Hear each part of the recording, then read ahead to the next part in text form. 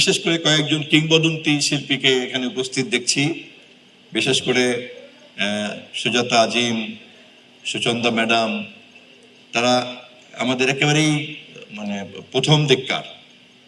তারপরে তো অন্যান্যরা আছেনই, আবার অনেকে তো বিদায় নিয়েছেন।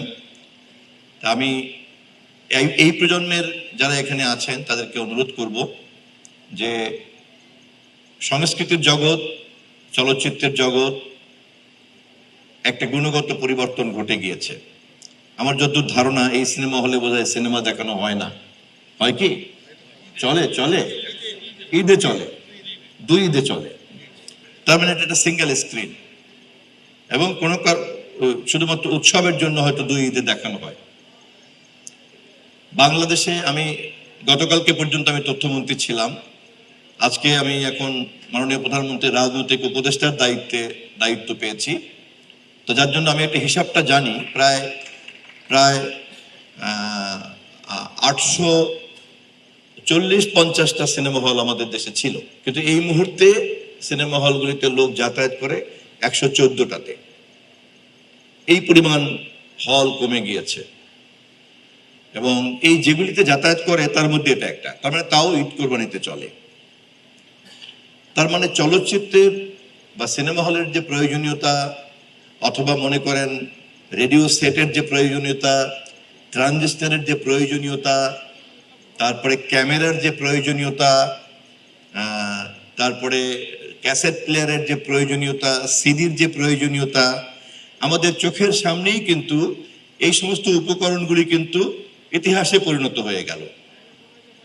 এখন আপনাদের হাতে যে ডিজিটাল ডিভাইসটা আছে, সে একাই যথেষ্ট। সেই সিনেমা হল, সেই ক্যামেরা, সেই সিডি, সেই গান শোনায়, সেই ছবি তোলে, সেই ভিডিও করে, সেই ইউটিউবে করে। এমনকি যদি আয়না না থাকে, তাহলে আপনার মোবাইল ফোনে আয়নার কাজও দায়িত্বটা পালন করে। এই যে গুণগত পরিবর্তন, এই গুণগত পরিবর্তন কিন্তু দর্শকদের মনোজগতে পরিবর্তন করেছে, এবং দর্শকদের মনোজগতের এই গুণগত পরিবর্তনকে যদি আমরা না বুঝতে পারি, তাহলে কিন্তু ঈদ কুরবানিতেই কেবলমাত্র এইসব সিনেমা হলে অবসর বিনোদন কাটাতে আসবে। এই জগতে যারা আছেন তাদের রুটি রুজির দায়িত্ব শুধু তাদের উপরে ছেড়ে দিলে চলবে না, কেননা এটা এমন কোনো বড় পেশা না। সে কারণে রাষ্ট্রকে পলিসি সাপোর্ট দিতে হবে। এখনকার এই ধরনের বিনোদনের যে কন্টেন্ট, এই কন্টেন্টের বাজার কিন্তু এখন ডিজিটাল মার্কেট।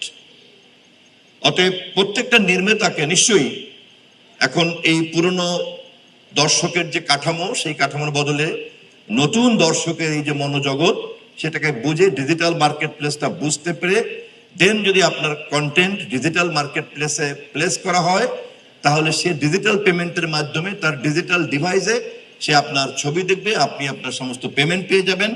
এই সিনেমা হলের যে ইনকাম এই স্ট্রাকচারাল ইঞ্জিনিয়ারিং এর মধ্যে ছিল, তার চেয়ে 1,00,000 গুণ বেড়ে যাবে।